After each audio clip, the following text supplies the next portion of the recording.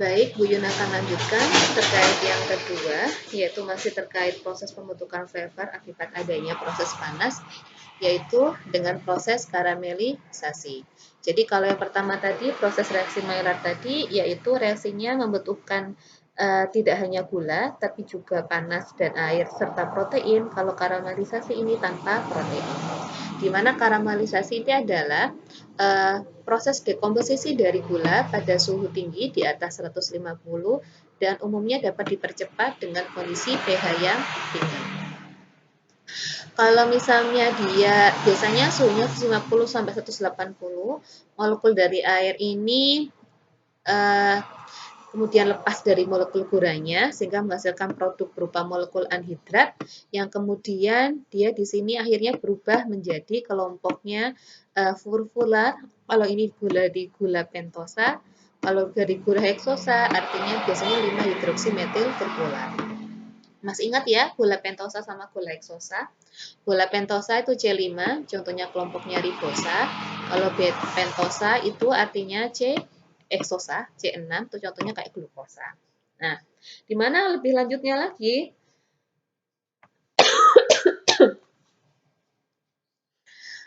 dengan suhu pemasakan high temperatur yang prolong, akhirnya karamelisasi membentuk kelompok-kelompok turunan furan, karbonil, alkohol, dan juga komponen hidrokarbon. Ini juga bagian dari kelompoknya produk-produk yang dihasilkan selama karamelisasi. Nah, selain karamelisasi, produk flavor yang dihasilkan pada proses dengan penggunaan panas adalah pada kelompoknya fat atau deep fried flavor. Biasanya ini pada produk daging-dagingan. Yang terjadi apa saja sih prosesnya? Yaitu biasanya adalah hidrolisis dari asam lemak trigliserida atau fat dengan air, kemudian asam lemaknya akan mengalami proses oksidasi ataupun juga terjadi proses pirolisis. Nah, kalau pirolisis ini biasanya terjadi jika suhunya sangat tinggi sekali, overheated 200 derajat Celcius, dan menghasilkan komponen akreolin. Akreolin ini juga disinyalir tidak bagus untuk kesehatan. Nah, ini yang saya katakan tadi, jadi beef flavor itu biasanya memang kalau pada mentah, uncooked itu dia no aroma. Malah sebetulnya aromanya blood-like seperti darah. Nah, ketika dia dipanaskan, di mana daging ini banyak protein, lipid, dan juga karbohidrat, ini akan terjadi banyak reaksi. Yang pertama adalah reaksi Maillard antara asam amino dan gula, juga terjadi thermal degradation of lipid. Dua reaksi ini bergabung itu dihasilkanlah flavor daging yang sekarang kita kenal ini. Di mana juga terjadi biasanya terjadi proses degradasi karena daging itu banyak asam amino mengandung sulfur. Ini akan mengalami proses pemasakan membentuk kelompok-kelompok kayak pirazin, oxazol, thiophene, ini yang dia dan lain-lainnya, ini yang bau daging tadi. Begitunya juga ketika proses pemanasan daging bisa menghasilkan kelompok urea yang juga membantu untuk mengurangi komponen sulfur, jadi karena sulfurnya tadi terdegradasi, akhirnya menghasilkan nitrogen containing volatile seperti pyrazin dan thiazoles, sama seperti itu ya.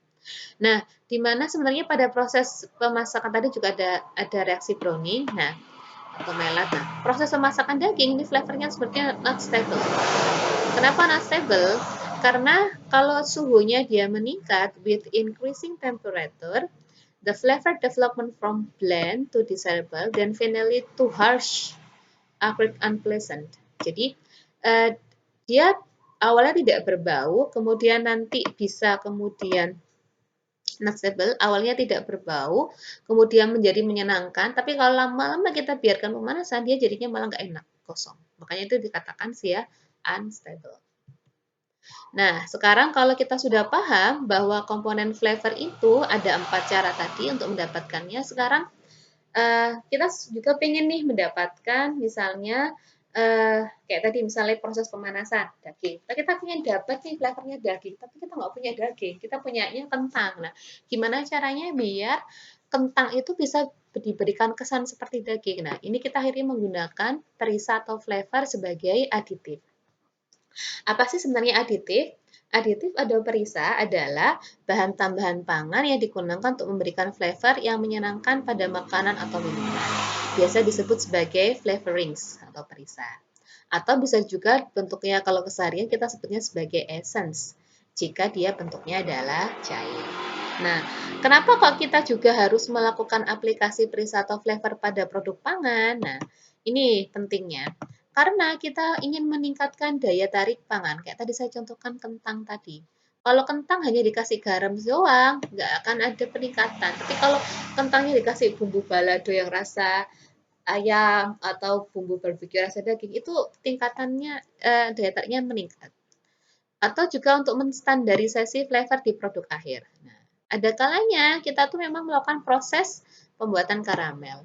Tapi ternyata kan tadi mungkin banyak, jadi nggak adjust gitu. Ada ini karamelnya sedang, ini kurang, maka perlu ditambahkan flavor, perlu tambahkan perisa. Atau juga untuk menguatkan flavor awal yang lemah, menggantikan flavor yang hilang selama pengolahan. Contohnya gini, kadang-kadang kalau kalian sering tuh merasa membeli sayuran beku atau sebagainya, flavor greennya hilang. Padahal kita juga tetap pengen merasakan adanya sensasi green pada buah kaleng beku. Nah, boleh itu ditambahkan flavor perisa sayur-sayuran atau green di dalam makanan sayur kaleng. Atau bahkan menutupi karakter produk yang tidak menyenangkan. Bisa saja terjadi mungkin sebenarnya misalnya kayak jamur. Jamur itu sebenarnya juga ada flavor yang tidak enak ketika digoreng. Daripada kita, sedangkan nggak bisa kita hilangkan, makanya biasanya jamur goreng itu ada, jamur itu pasti ada tambahan flavornya, entah barbeque dan sebagainya tadi ya, biar menutupi flavor yang tidak menyenangkan. Dan juga ini meningkatkan nilai ekonomis produk, ini orang Indonesia banget ya. Jadi kentang rasa ayam, tempe rasa ayam, rasa daging, semuanya hanya flavor. Atau yang tadi kita biasa sering klaimkan, oh kita makannya seluruh Nusantara, hari ini buka pakai soto, padahal itu cuma mie, tapi flavornya soto. Besok pakai kare, mie tapi flavor kare. Nah, jadi memang flavor itu banyak digunakan untuk memvariasikan rasa produk dan merupakan pengembangan produk pangan baru. Tidak usah bertanya, ini yang banyak kita dapatkan di produk-produk mie instan saat ini. Ya. Di mana trend centernya adalah, kita sebutkan ya, yang sekarang minyak nggak ada minyak karena lagi puasa, ditutup itu trend centernya. Selain itu, flavor juga bisa memberikan dampak psikologis dengan membangun persepsi ketertarikan antara produk dan konsumennya. Itu yang dilakukan oleh pasaran sekarang. Makanya dia ngambil makanan khas daerah tertentu, atau kayak minuman sekarang kan matcha, flavor dari sensasinya dari Jepang, kan orang-orang yang suka Jepang akhirnya suka untuk minum minuman yang berasa matcha tadi. Nah, flavoring ini dia di sini biasanya memang tidak dikonsumsi secara langsung, not consumed, tetapi added to impart or modify order. Jadi memang dia di sini ditambahkan, enggak memang dikonsumsi sendiri tapi ditambahkan. Biasanya ada 6 flavor kategoris yang kita kenal. Ada flavor preparation, flavor substance, smoke flavoring, thermal processing flavor, flavor precursor, and also other. Oke. Apa sih flavor preparation ini? Sebenarnya adalah belum dikategorikan, not a defined chemical substance, masih umum kayak apple juice, peppermint oil itu kan masih kasar, jadi awal kompleks mixture. Biasanya memang dapatnya adalah dari raw material, mana dia belum dipurifikasi, masih kasar. Ataupun kalau bedanya itu preparation. Kalau flavoring substance itu yang sudah terdefinisi, misalnya menthol. Nah, menthol ini kan ada di peppermint oil misalnya. Kemudian kategori lainnya adalah smoke flavoring yang dari asap dan pembakaran.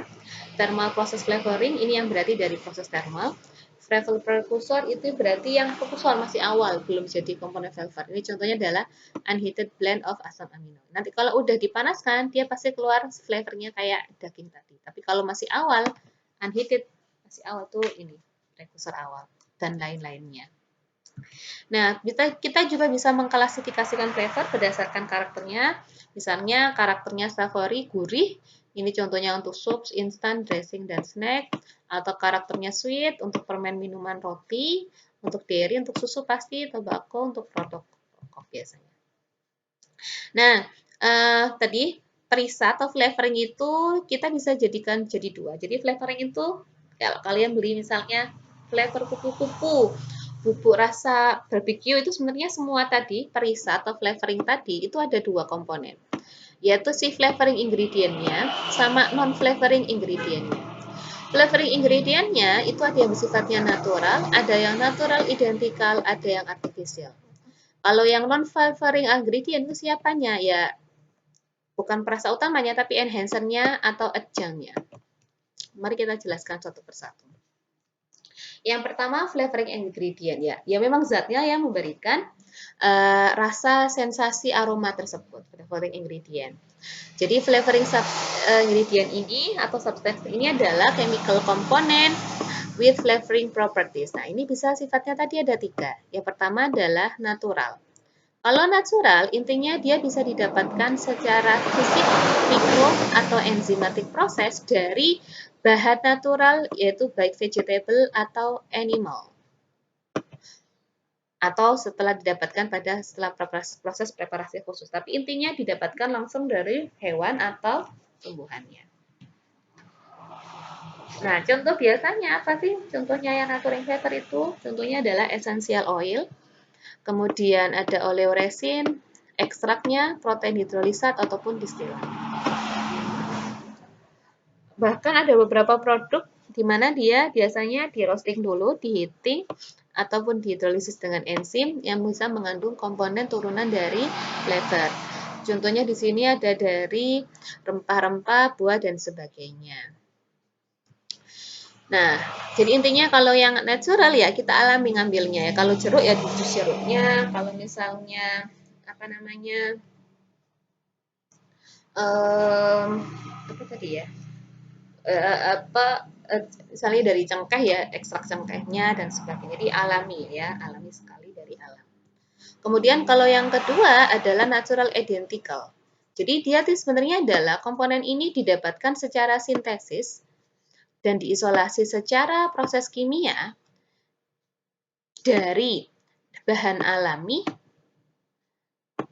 tapi dia identik dengan kondisi yang ada. Jadi sebenarnya ya ini dibuat secara buatan di lab, tapi komponen struktur molekulnya itu sama persis dengan yang ada di alam. Proses ini bisa melalui proses esterifikasi, oksidasi, ataupun reaksi Grignard, biasanya dari essential oil, terpen, dan biasanya komponen yang kita inginkan. Benefitnya apa sih? Pasti lebih murah, less expensive. Kalau misalnya kalian mau bikin flavor jeruk kan harus meras jeruk nih. Sedangkan di sini enggak, kita cukup sedia sumber karbon, oksigen dan sebagainya. Kita sintesis molekulnya itu sehingga bisa mirip persis dengan jeruk. Biasanya ya sumbernya yang enggak jauh-jauh, biasanya dari pati yang kemudian atau dari karbohidrat atau protein atau lemak yang kita sintesis. Nih, less expensive. Kemudian keuntungan lainnya adalah more stable biasanya daripada flavor yang ada di alam. Kenapa more stable? Karena dia refine, udah murni, nggak campur dengan bahan-bahan lainnya, sehingga dia tidak mudah teroksidasi dan sebagainya. Nah, contohnya apa sih yang biasa disintesis? Ini adalah namanya komponen vanila, atau kita kenal komponennya namanya vanilin. Baunya vanila, komponennya vanilin. Itu identik dengan komponen vanilin yang ada dari bunga vanila ini tadi. Biasanya dibuatnya dari guaiacol atau hasil pirolisis pirolisis dari kayu ataupun dari etil asetat. Kita lihat. Nah, jadi bisa diidentiknya. Jadi dari etil asetat ataupun pirolisis kayu kemudian kita bentuk menjadi vanila. Nah, kalau yang ketiga, artificial. Nah, artificial ini artinya dia sama, chemically substantiated atau chemically modification. We are chemically modification of natural substance which is not present in natural product. Nah, kalau artificial, dia juga disintesis tapi tidak ada di alam. Bisa juga dari bahan-bahan chemicals atau juga dari minyak kasar. Biasanya kalau mau memproduksi artificial ya pasti dengan distilasi fraksional ataupun modifikasi lainnya. Contohnya ini vanilin. Nah, kalau yang secara alami, vanila itu menghasilkan vanilin. Tapi vanilin sendiri bisa dibuat di lab. Nah, ini kita bikin nih kelompok vanilin tapi kita kasih etil. Ini etil. Etil vanillin ini juga memberikan rasa smells and taste like vanillin, bahkan 3 kali lebih tinggi, lebih intens. Tetapi secara alami, kelompok etil vanillin ini tidak ditemukan di vanila. Makanya dia di sini disebut sebagai artificial flavoring substance. Tapi ingat tadi ya, yang natural belum tentu natural karena bisa natural identical. Nah, terkait definisi dari FDA, the term of artificial flavor means any substance the function of which is to impart flavor which is not derived from plant, animal, or fermentation. Jadi intinya kalau artificial pasti dia nggak didapatkan dari turunan hewan, tanaman, ataupun dari proses fermentasi. Nah, kalau yang tadi komponen flavornya bisa sifatnya 3 tadi, artificial, natural identical, kemudian natural, sekarang yang non-flavoring ingredient. Jadi pada kayak kupu-kupu tadi dan sebagainya tadi itu, selain bahan yang memberikan flavor, juga ada flavor adjunct-nya. Flavor adjunct itu sebenarnya adalah bahan tambahan yang dimana dia dibutuhkan untuk produksi, penyimpanan, dan aplikasinya. Karena tapi memang dia bukan non-fungsional pada maksudnya tidak bahan utama memang dia. Contohnya apa? Solvent. Jelas, kalau mau ngambil tadi perisa vanila, terus masuk vanilanya saja, pasti kita butuh pelarutnya. Nah, bisa pakai air, gliserol, atau cairan lain yang sesuai. Ataupun carrier-nya. Nah, tadi saya katakan bubuk balado tadi ya. Isinya pasti banyak modified starch-nya berupa maltodextrin yang kemudian dikasih bubuk tadi mungkin pyrazin atau sebagainya sehingga bubuk tadi bisa terasa seperti balado atau ayam. Jadi the main function dari carrier itu memang untuk distribusi komponen flavornya agar sampai ke produk. Selain solvent dan carrier mungkin bisa ada emulsifier, stabilizer, ya kayak misalnya kalau kalian kan ada tuh banyak sekarang perisa kupu-kupu rasa melon. Nah, itu kan butuh emulsifier biar dia larut secara sempurna dan stabil. Bisa ditambahkan koloran, pewarna, karena biasanya identik ya. Kalau coklat, karena kalau flavornya tuh biasanya tidak memberikan warna, ada tambahan sendiri bibit warnanya. Melon ada warna hijaunya, jeruk orange dan sebagainya. Atau kalau perlu memang ditambahkan processing aid misalnya enzim. Ini jika memang diperlukan. Nah, selain flavor adjunct-nya juga bisa kita tambahkan flavor enhancer. Flavor enhancer ini sebenarnya kalau dia digunakan dalam jumlah sedikit, dia nggak ngefek nih. Dia nggak akan ngefek no odor, no efek. Tetapi dia lebih kepada meningkatkan flavor efeknya. Jadi lebih dipertegas, diperkuat. Ini contohnya apa? MSG. Jadi kalau misalnya MSG, ribotida ataupun sugar, salt atau vinegar. Jadi contohnya sugar. Jadi rasa coklat itu kalau dia sendiri coklat itu nggak akan strong. Tapi kalau ada sedikit saja gula, jangan dominan ya, nanti gulanya nutupin rasanya coklat. Dikit aja gulanya tuh kesan coklatnya akan lebih terasa. Pada flavoring itu biasanya ada flavor enhancer-nya ini. Kalau sudah paham di flavoringnya itu, nah sekarang sebenarnya kalau kita mau memproduksi flavoring tadi, apa aja sih sumbernya yang bisa kita manfaatkan? Source-nya bisa berupa dari vegetables. Yang vegetable itu biasanya apa? Bisa berasal dari plant extract, ekstrak tanaman seperti jus, essential oil ataupun oleoresin. Ataupun bisa dari HVP, hydrolyzed vegetables protein.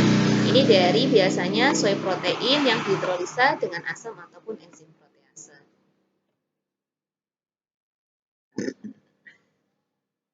Bisa juga yang diisolasi dari essential oil melalui proses distilasi, ekstraksi solvent ataupun kromatografi. Bisa langsung, ini dari umum, yang ini substansinya, lebih pada spesifiknya. Ataupun kita manfaatkan dari kelompoknya rempah. Nah, kalau dari animal, biasanya dari mana sih sumber flavoring itu? Pasti meat and fat, ini yang utama. Selain itu, meat dan fat, baik yang kering, fresh, ataupun ekstrak, bisa juga dapat dari susu.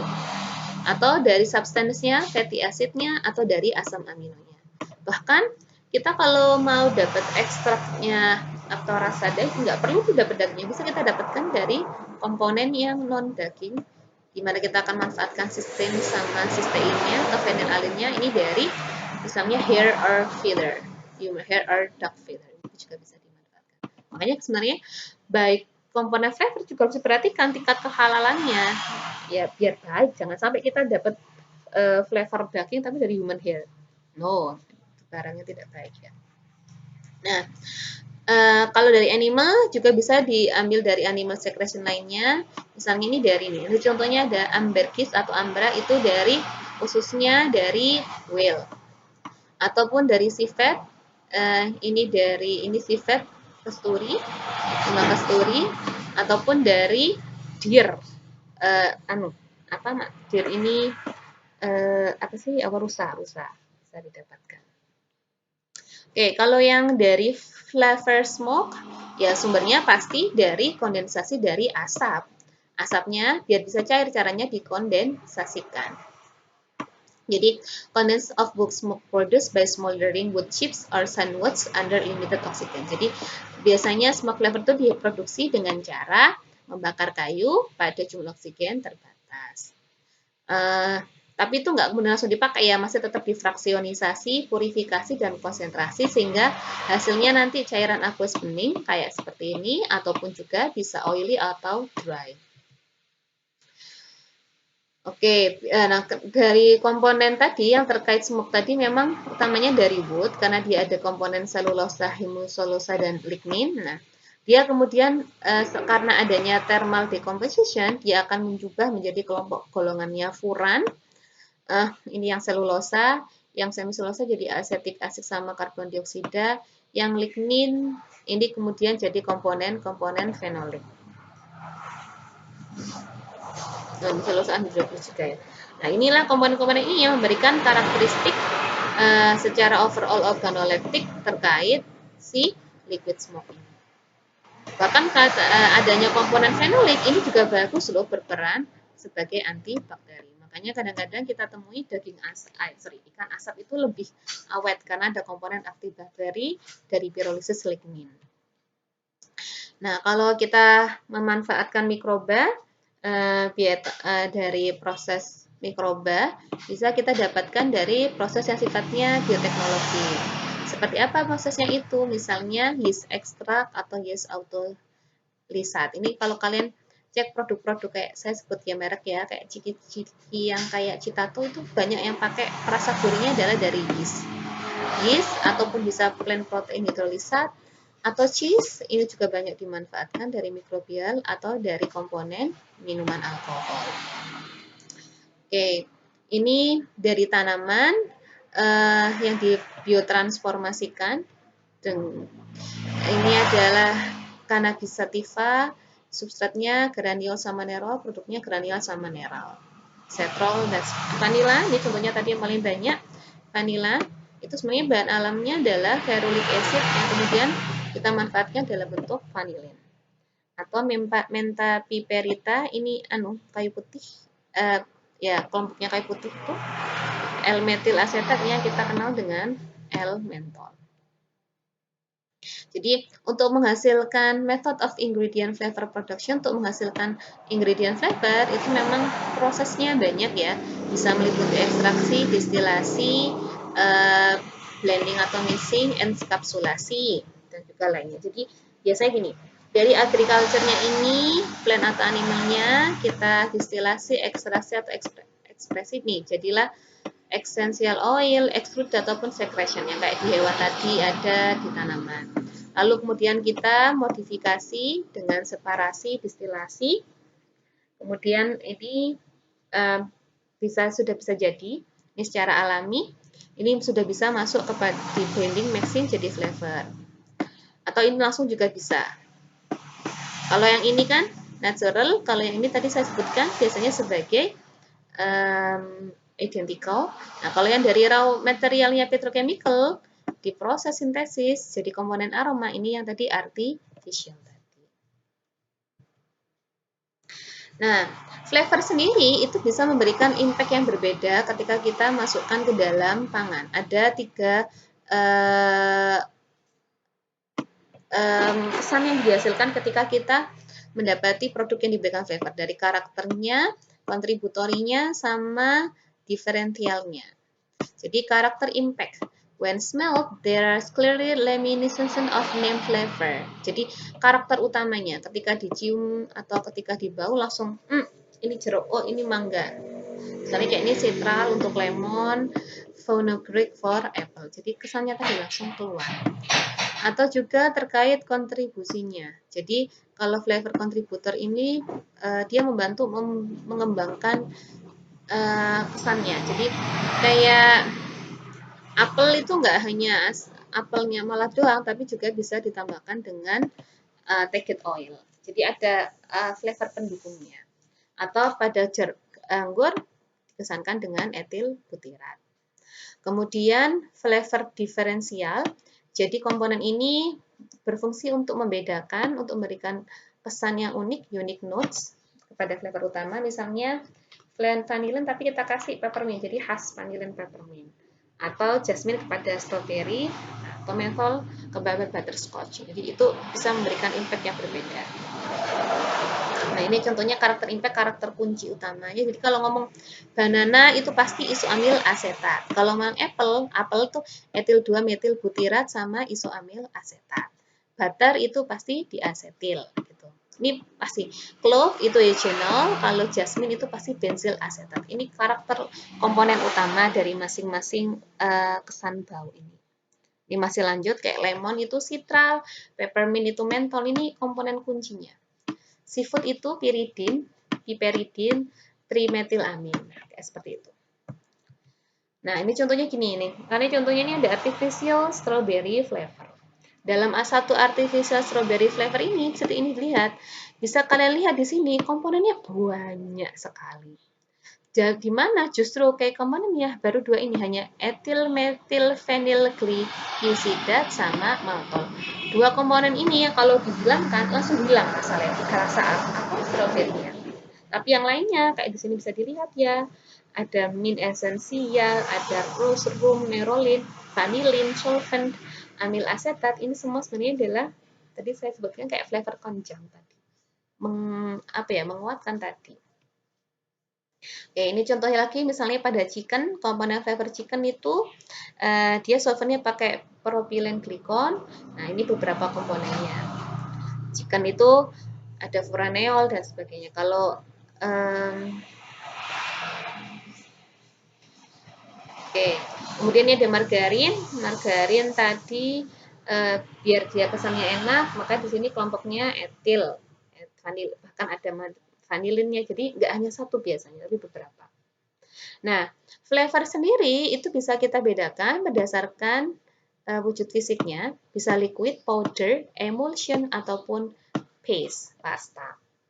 Nah, di mana memang prosesnya, produksinya biasanya basically pasti dengan mixing. Nah, terkait keamanan flavor sendiri, flavor itu kalau untuk aman atau tidaknya, kalau dia aman, dia akan dapat klaimnya labelnya sebagai GRAS, Generally Recognized Safe. Kalau di Amerika, evaluasi sinyal flavor itu dilaksanakan oleh FEMA, US Flavor and Extract Manufacturers Association. Kalau di Eropa.